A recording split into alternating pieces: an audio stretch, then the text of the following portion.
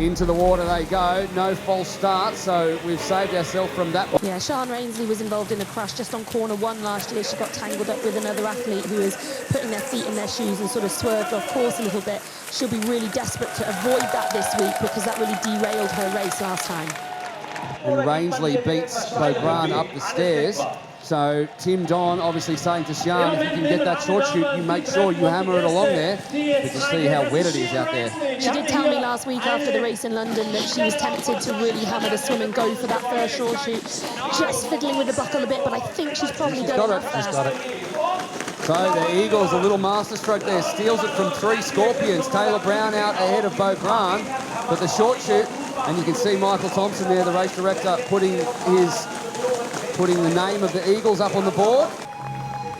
Yeah, Cassandra Beaugrand running out there. She came out of the water first and she crossed the last time, Matt, second last. So maybe she's had a moment there. You've got to wonder if something has happened there that we didn't catch on camera, whether that was in transition or actually early on the bike, whether there was possibly another crash there. Yeah, Georgia Taylor Brown is just doing everything right, Macca. Yeah, well, she wants to win the series. She's made that clear. She was disappointed last week with, on paper with Cassandra Beaugrand not racing next week in Malibu. She's sitting second on the overall behind Taylor Spivey. And she wants redemption this week. She feels a lot better after coming down from altitude and looks amazing. I think this format's really going to suit Georgia. I know that when she went to altitude, her focus was really on doing a really good aerobic block of training, as we see her do a very smooth reversal of her bike into the rack there. So she set that up perfectly so that when she comes round again, it's ready to go. But her altitude block this year was really about trying altitude for the first time and trying to get a good hit of aerobic endurance put in. She hasn't done speed work, so that will come as she goes through the series. But today, that endurance is going to show. It's basically Georgia up front and then everybody else in a long string of people coming through. And it wasn't bunched up very tightly at all. Again, I think that's largely due to the conditions. And we've just seen Cassandra come in, and I'm not sure if she's made the cut, but we'll find out when she goes to cross the mound line. This will be a big second swim for this group. You've got, Beth Potter in this group with Spivey, Caldwell and Rainsley. They really need to push this swim. Well, I say it, a lot of the girls have gone gung-ho down the grass there, and a smart move by Beth Potter because she knows the 3 girls that are with her in this pack are all exceptional swimmers, and so she needed to be in the water in front of them. Allows her, gives her more... Oh, down goes Kathy Asher, but she's straight up again, and in the background you saw Cassandra Beaugrand. She hit that run split with a 2:38. So heading into the swim, there is 75 seconds covering the field with Beaugrand at the back.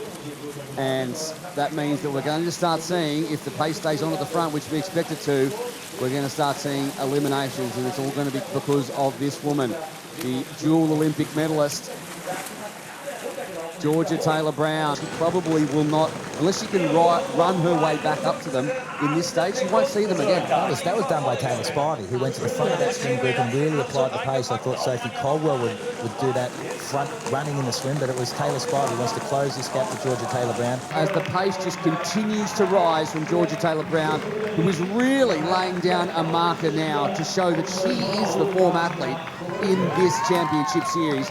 She will have designs on defending her title, and down the stairs, and why not go down the stairs when you've got this kind of a gap? No need to risk yourself and into the water for the last time. Goes GTB. I do think these two have pulled back a little bit of time, though. It was 30 seconds when we saw them before, so we'll get a time check when they go through transition. But you're absolutely right, Chris. The way that Taylor has raced, again, very smart. So far today, she's been pretty immaculate in the way she's raced this, and at times having to tell that motorbike to actually get out of her way because it's not going fast enough. Well, these two are still absolutely locked in battle as they come towards the end of this lap. And hopefully, we're going to get ourselves a sprint finish. We are. It'll be a race in 3 between the 2 Brits and the American, and Spivey just looks comfortable there. Georgia Taylor Brown on, as Vicky Holland said, a tough week for the United Kingdom and the Commonwealth and the world at large. She does the job here and she does it so comfortably. Taylor Brown will lead with a little bow at the end. The black armband on. She is your Munich champion and she has been supreme. Caldwell holds off Spivey for second, so Spivey loses second place in the overall to Caldwell, who's had a fantastic run, so a brick 1-2. The hugs between the Scorpion and the Cheetah. Spivey takes third place on the podium. That is a mega run. My aim was to go really hard for the first race, treat it like it was one race, and then hopefully that would split the race up, and it did, and then just, yeah, stay focused. I know from last year in Jersey, if you have a bit of a gap, you've got more time. You've got a bit more time to go through transitions and less mistakes are made. So, yeah, it felt good. I knew I was going to lose time on the swim, but I felt quite good on the bike today. Pop, then shake. There we go. Taylor Brown, she knows how it's done. It looked like a clean start, although they all had a bit of trouble slipping on the numbers there, so no one got a good dive out, except for perhaps at the other end, there is McQueen and Reed on the far right of your screen, who had a great start. Reed and Hauser, so the Kiwi and the Australian, and Hauser's come up on his hip here. He's not content to stay on the feet. I think that's Riddle. Taylor Reed. Nina out, Muslachuk in. Who gets the short shoot on this one? Could it be Nina? No, it's going to be Burks who's taking it for the Rhinos.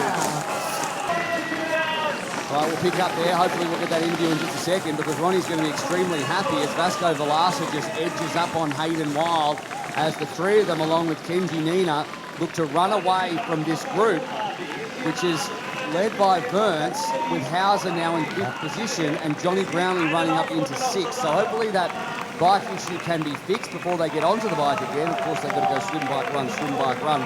And it's Nina who barrels down the hill. Velasa, Hauser, Brownlee ahead of Burns and the chasing pack. Emil Holman there as well. There is Reed, who has a little slip. Oh, Murray's in. Murray. And Shatjar Sagiv and Stapley, who's hanging onto the back of that, but he's a supreme swimmer, so he'll no doubt catch up. Since we've been here all week with the athletes training and out of the water for the second swim. And they cross in the sun here in front of a really healthy crowd, considering the conditions across the morning have been pretty miserable. There is Wild. You have to make this group. If he can get across to Kenji Nina and isolate Matty Hauser and Jonathan Brownlee, he seems to be in hot pursuit of Kenji. We've talked time and again this week about the fact that whoever leads off this race needs an ally at the front. Yeah. And Nina could be that guy who pushes the pace and pushes the pace, and then Wild can run over the top of him at the back end. Yeah, this is the run. This is the run with Nina and Brownlee being the strongest swimmers of these two. In order to stay in the mix, Johnny needs to move up and Kenji needs to stay with this group. Wild leads into the last swim of the day. This whole game has changed. Look at the Laza. That is a phenomenal swim. Kenji's been so strong in transition all day for the Scorpions. He's got to be quick here. He's out too. Fast out. Is he going to get? It's difficult when you're in that position, and If he could get Velasa and get a little gap here. I got Hayden Wild there. Wild in the middle. Now Wild decides to mount his bike before the line, and Brownlee goes around the inside and mounts after, and off goes Wild. Hauser there on the back. Hayden Wild knows that he'll take, if he can just keep Hauser away, he's going to take the championship lead in, but he's not the kind of guy who's going to think in championship terms when there's a race win on the line. Do not go anywhere, because this run is going to be incredible. From Portugal, from Japan, from New Zealand, from Australia and from Great Britain, 5 of the best short course triathletes in the world, nothing between them whatsoever. So into transition they come, and it's Velasa who makes a mistake and somehow catches it. That was incredible that he managed to catch that bike. Well. Kenji again, fast through transition, Kenji Nina. Nina, Brownlee's quick too. But all 3 of those men won't take it. Wild will and Velasa will, and they go back to the front. 1.6 kilometres to go. But Matty Hauser has put himself right behind Hayden Wild, and Johnny Brownlee is in danger of losing touch with this front group of 3. Amazing from Matty Hauser to get himself back into contention, you have to say.